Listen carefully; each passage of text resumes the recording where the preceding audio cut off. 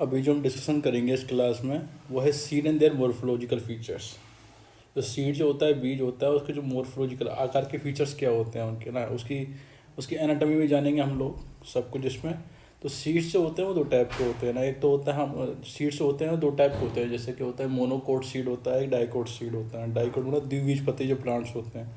एक monocot seed होता है जो मतलब जो एक बीजपत्री प्लांट जो होते हैं, उनमें अलग अलग तरह की उनकी स्ट्रक्चर होती है, संरचना होती है, उनकी मोर्फोलॉजी होती है, उनकी एनाटॉमी होती है। तो फर्स्ट ऑफ ऑल साइसा एरिटम की बात करते हैं। यहाँ पे साइसा एरिटम वही चना ग्राम सीड की बात करते हैं। तो ये कौन सा होता है? ये डाइकोट होता है। कैसा होता है ये? डाइकोट होता है। तो फिर हम डाइकोट सीड की बात करते हैं ना।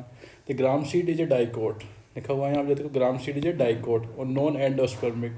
अब देखो नॉन एंडोस्पर्मिक का मतलब क्या होता है? दो तरह के सीड होते हैं। देखो यहाँ पे देखते हैं हम सीड, यहाँ पे क्या होते हैं? दो टाइप को होते हैं, एक तो डाइकोट हो गया और एक मोनोकोट हो गया। तो डाइकोट प्लांट में डाइकोट सीड पाया जाता है, डाइकोट प्लांट में पाया जाता है, मोनोकोट मोनोकोट प्लांट में पाया जाता है, मतलब एक बीजपत्री प्लांट में पाया जाता है। डाइकोट का मीनिंग होता क्या है? मतलब जैसे कोटिलोडीन्स होते हैं, जो बीज पत्र होते हैं, वो कितने होते हैं? इसमें दो पाए जाते हैं। और जो मोनोकोट्स उनमें क्या होता है? जो सिंगल कोटिलोडीन पाया जाता है, मतलब उनमें एक सिंगल बीज पत्र पाया जाता है ना। डाइकोट होते हैं, उनमें भी सीड दो टाइप के होते हैं, एक तो होता है एंडोस्पर्मिक होता है, दूसरा होता है नॉन एंडोस्पर्मिक। एंडोस्पर्मिक एग्जाम्पल है जैसे कैस्टर हुआ, पॉपी हुआ। और जो नॉन एंडोस्पर्मिक होते हैं जैसे पी मटर हुआ, ग्राम हुआ ना। अब एंडोस्पर्मिक का मीनिंग क्या होता है? देखो जब एम्ब्रियो फॉर्मेशन होता है तो क्या होता है? जो एंडोस्पर्म फॉर्मेशन होता है उसमें एंडोस्पर्म होता है। तो जो सीड फॉर्मेशन होता है उसमें क्या होता है? कुछ प्लांट्स जो होते हैं, जो कि कौन से होते हैं? Endospermic plant. उनमें होता है जो अदर टिश्यूज जो होते हैं, जो एम्ब्रो होता है उसके जो अदर टिश्यूज होता है उनको द्वारा एंडोस्पर्म का एब्जॉर्प्शन नहीं नहीं किया जाता है, इसलिए उनमें जब सीड फॉर्मेशन होता है तब भी उसमें एंडोस्पर्म पाया जाता है। वो तो होता है एंडोस्पर्मिक सीड जो होते हैं। और नॉन एंडोस्पर्मिक सीड वो होते हैं जब एम्ब्रियो फॉर्मेशन होता है तो एम्ब्रियो के जो अदर भ्रूण के जो अदर जो टिश्यूज होते हैं उनके द्वारा क्या होता है? एंडोस्पर्म एब्जॉर्ब कर लिया जाता है एज ए न्यूट्रिशन, है ना। तो उसमें क्या होता है फिर जब सीड फॉर्मेशन होता है तो उसमें एंडोस्पर्म नहीं पाया जाता है, तो वो कैसे हो जाता है? Non endospermic dicot seed. जैसे कि पी का हुआ, जैसे मटर हुआ, ग्राम हुआ, उनका जो होता है। तो ये समझ में आया आपके? एक तो डाइकोट, मोनोकोट, फिर एंडोस्पर्मिक और नॉन एंडोस्पर्मिक। अब कौन कौन से पार्ट्स होते हैं? अब देखो यहाँ पे देखिए आप सारी ये सीड की स्ट्रक्चर दी हुई है, सिंपल स्ट्रक्चर। स्ट्रक्चर तो endospermic seed, structure non endospermic seed, दोनों की स्ट्रक्चर देख लीजिए आप। एक तो एंडोस्पर्मिक सीड है ये वाला, तो और दूसरा कौन सा है? Non endospermic seed. तो जो एंडोस्पर्मिक सीड है उसकी स्ट्रक्चर देखते हैं हम लोग। तो देखो इसमें एंडोस्पर्म पाया जा रहा है पूरी तरीके से, जो अंदर वाला पार्ट होता है क्या हो, वो पूरा एंडोस्पर्म हो गया। अब तो ये रेडिकल होगा ही, जिससे कि रूट वगैरह बनती है, उसके ऊपर हाइपोकोटाइल हो गया, फिर ये एपिकोटाइल हो गया, फिर प्लूम हो गया, है ना, प्लूम्यूल हो गया। ये दो कोटिलोडीन्स है। देखो दोनों में कोटिलोडीन्स तो दो पाए जा रहे हैं, देखो, है ना, बीच पर तो दो पाए जा रहे हैं, यहाँ पे एक और दो है और यहाँ पे भी एक और दो हैं। तो कोटिलोडीन्स तो दोनों में दो दो हो गए, है ना। तो ऐसा तो नहीं कि एक तो ये हुआ कोटिलोडीन्स इसमें, एक दूसरा ये हो गया। तो दोनों तो है तो डाइकोट्स प्लांट्स में ही है, पर एक कैसा एंडोस्पर्मिक है, दूसरा नॉन एंडोस्पर्मिक है। तो दूसरे देखो इसमें जो ये जो एंडोस्पर्मिक सीड है उसमें एंडोस्पर्म पाया जा रहा है। देखो इसके जस्ट बाहर ये एंडोस्पर्म रहा है ना। तो यहाँ पर तो जहाँ जिसमें एंडोस्पर्म पाया जा रहा है उसमें क्या हो रहा है? जो कोटिलोडियंस होते हैं, बीजपत्र होते हैं, वो थिन होते हैं, है ना। और दूसरा जो सीड है उसमें आप स्ट्रक्चर देख पा रहे हो, तो उसमें जो कोटिलोडियंस होते हैं, जो बीजपत्र होते हैं, वो काफ़ी चौड़े या ब्रॉड होते हैं, है ना। तो यही यहाँ पे न्यूट्रिशन का काम करते हैं एक्चुअली, है ना। सॉरी, यहाँ पे क्या होता है? जो एंडोस्पर्म वाला पार्ट होता है वो सेल्स जो टिश्यूज होते हैं उनको द्वारा यूज कर लिया जाता है, एब्जॉर्ब कर लिया जाता है एज ए न्यूट्रिशन के रूप में, है ना। तो इस तरीके से देखो, इसलिए यहाँ पे जो बीज पत्र हैं वो काफ़ी ब्रॉड हो जाते हैं।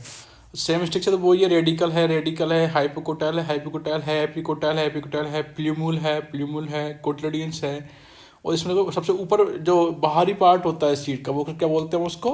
टेस्टा। क्या बोलते हैं उसको? टेस्टा। दोनों में ये सेम होता है, दोनों का स्ट्रक्चर देखा आपने। That is a following parts. अब हम करते हैं जो अब पढ़ेंगे हम जो नॉन एंडोस्पर्मिक सीड है, किसका? ग्राम सीड जो है साइसा एरिटिनो, जो चना होता है। तो सीड कोट सबसे ऊपर वाला पार्ट कौन सा होता है? सीड कोट होता है। जो सबसे बाहर जो पार्ट होता है वो कौन सा होता है? Seed coat. It consist two layers, outer testa और इनर टेगनम। तो सीड कोट होता है, जो सीड कोट होता है ना, सबसे ऊपर वाला पार्ट है सीड कोट हो गया, या सीड कोट मान लेते हैं इस तरीके से। तो ये भी ये दो पार्ट्स मिलकर बना होता है। तो बाहर वाला कौन सा हो जाता है? टेस्टा हो जाता है, और अंदर वाला क्या हो जाता है? टेगनम हो जाता है। क्या होता है वो? टेगनम। बड़ा वाला टेस्टा, अंदर वाला टेग्नम हो जाता है। टेस्टा ये थिक एंड ब्राउनिश, जो टेस्टा होता है वो कैसा होता है, थोड़ा थिक होता है और ब्राउनिश होता है। तो tegmen is thin and membranous and whitish remain fuse with the testa. तो ऐसा नहीं है कि ये ना दोनों, जैसे कि ऐसा नहीं है कि टेस्टा और टेग्नम दोनों अलग अलग होते हैं, ये फ्यूज होता है टेग्नम नीच वाला। तो आपने देखा होगा काफ़ी जो सीड होते हैं तो उनमें जो अंदर जो वाइटिश जो लेयर होती है, जो सफ़ेद वाली जो लेयर होती है, वही क्या होता है, टेग्नम होता है।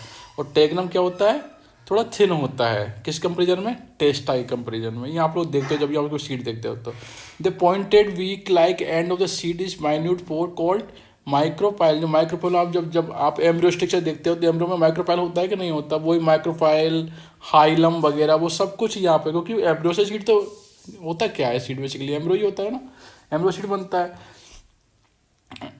एम्ब्रियो तो ट्रांसफॉर्म होता है ना सीड में, तो वही उसमें सब कुछ अच्छाई चीज़ें वो होंगी। तो यहाँ पे देखो the pointed beak like end of the seed is has a minute pore called micropyle. देखो ये रहा माइक्रोपाइल।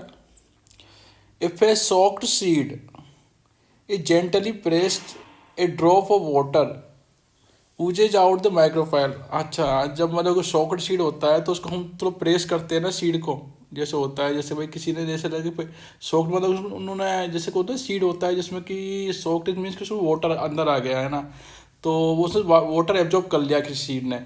अब उसको प्रेस करते हैं, जब आपने भी देखा होगा ये जब हम जनरली किसी सीड को दबाते हैं जिसमें पानी ऑलरेडी है तो उसमें से एक वाटर ड्रॉप निकलती है ना, आपने देखा होगी जैसे, तो वो कहाँ से निकलती है, वो माइक्रोफाइल से निकलती है ना।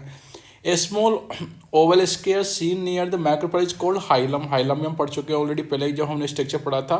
तो हाइलम देखो ये रहा, which the seed was attach to the fruit. तो ये क्या होता है, जो सीड होता है वो attach to the fruit. Another oval scar present the middle of the is called chalaza और स्टोफाइल। चलेजा हो गया ये स्टोफाइल, ये चलेजा नीचे, और ये मिडल ऑफ पार्ट को चलेजा ये वाला। तो हाइलम के जरिए किससे जुड़ा होता है, जैसे कि भाई फ्रूट है कोई है ना, तो फ्रूट में जो सीड पाया जाता है फ्रूट में, तो फ्रूट से जो जुड़ा रहता है किसके द्वारा जुड़ा होता है, वो हाइलम के द्वारा वो जुड़ा होता है।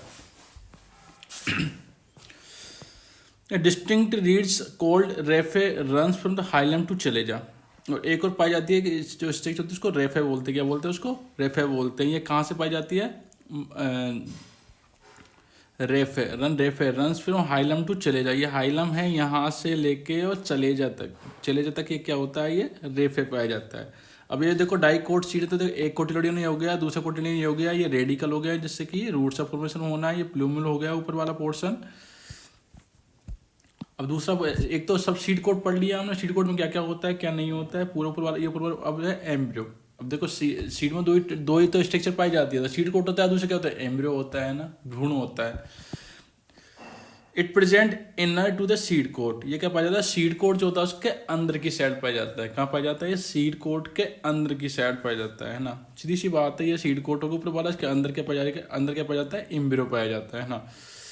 It consist of 2 circular yellowish कोटिलोडियंस।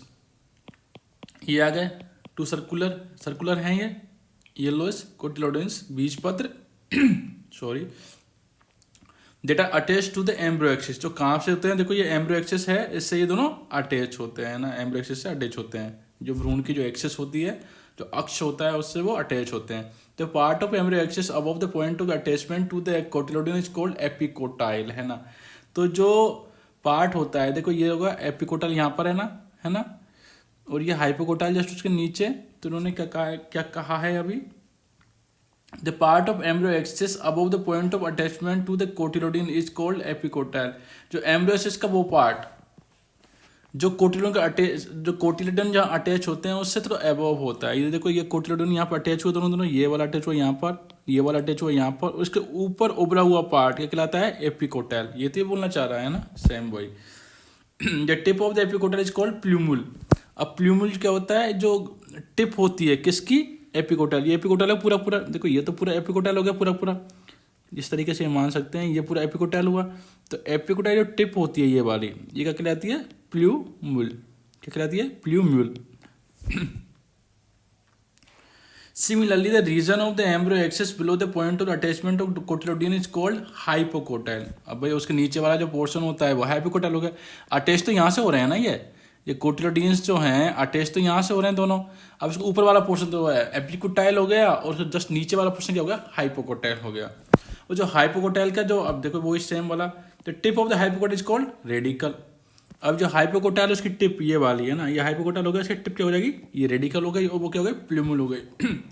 During the germination, अब सीड का क्या है, जब सीड को हम डालते हैं कहीं पर से प्लांट्स बनता है तो क्या होता है, पहले जर्मिनेशन होता है, एक स्टेप होता है बीच वाला, तो ड्यूरिंग जर्मिनेशन, अब जर्मिनेशन जब होगा उसके दरमियान क्या होगा, है ना, ये बताना चाहते हैं। Radicle comes out first through the micropyle grows to form a tap root. तो मैंने कहा था ना रेडिकल से क्या बनता है, टैप रूट बनती है। तो सबसे पहले कौन सा पार्ट आएगा बाहर सीड से, रेडिकल आएगा।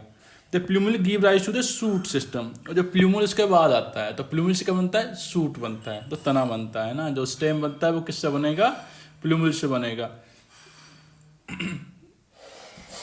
प्लूमल से बनेगा। और जो out first through the micropyle grows from a tap root, this plumule give rise to the shoot system. तो ये समझ में आ गया आपको क्या प्लूमल का वर्क होता है, क्या रेडिकल का वर्क होता है, क्या हाइपोकोटाइल होता है, क्या एपिकोटाइल होता है, कहाँ पर दोनों कोटिलोडीन्स जो होते हैं वो अटैच होते हैं, जहाँ पर दोनों कोटिलोडीन्स अटैच होते हैं उसके ऊपर वाला पोर्शन हो जाता है एपिकोटाइल होता है, उसके जस्ट नीचे वाला पोर्शन क्या होता है, हाइपोकोटाइल हो जाता है। तो और जो हाइपोकोटाइल होता है उसका जो टिप होता है वो रेडिकल बनाता है, रेडिकल से क्या बन जाता है, रूट बन जाता है। और जो एपिकोटाइल होता है उसका टिप होता है वो क्या कहलाता है, प्लूमल होता है, प्लूमल से क्या बन जाता है, स्टेम या फिर जो भी सूट बन जाता है ना, रूट बन जाता है उससे सूट बन जाता है, सूट वही तना होता है बेसिकली, से बन जाते हैं। तो और पहले कौन सा बाहर आएगा, रेडिकल, पहले कौन सा बाहर आता है, रेडिकल। किसके थ्रू आता है वो, एक ही तो पोर है उसमें माइक्रोपाइल, उसके थ्रू वो बाहर आ जाता है। अब दूसरा है जो है morphology of the castor seed Ricinus communis, है ना। इसकी बजाय हम जो कोई, हाँ इसको देख लेते हैं, इसके स्ट्रक्चर देखते हैं ना। तो हमने कहा था कि एक तो टेस्टा होता है, टेग्नम होता है, केरंकल होता है, रेफे होता है, एंडोस्पर्म होता है और एम्ब्रो।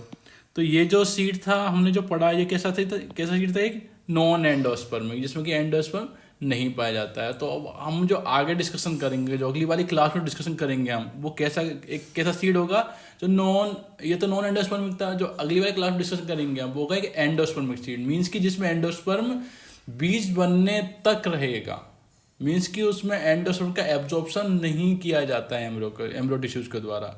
मतलब जब हम सीड लेंगे तो उसमें एंडोस्पर्म पाया जाएगा, और जिसमें एंडोस्पर्म पाया जाएगा इट मीन्स क्या होगा, एंडोस्पर्मिक सीड, तो उसमें जो कोटिलोडीन्स जो होते हैं, जो बीज पत्र होते हैं वो पतले हो जाएंगे। तो ये हम नेक्स्ट क्लास में डिस्कस करेंगे। अभी आज तक के लिए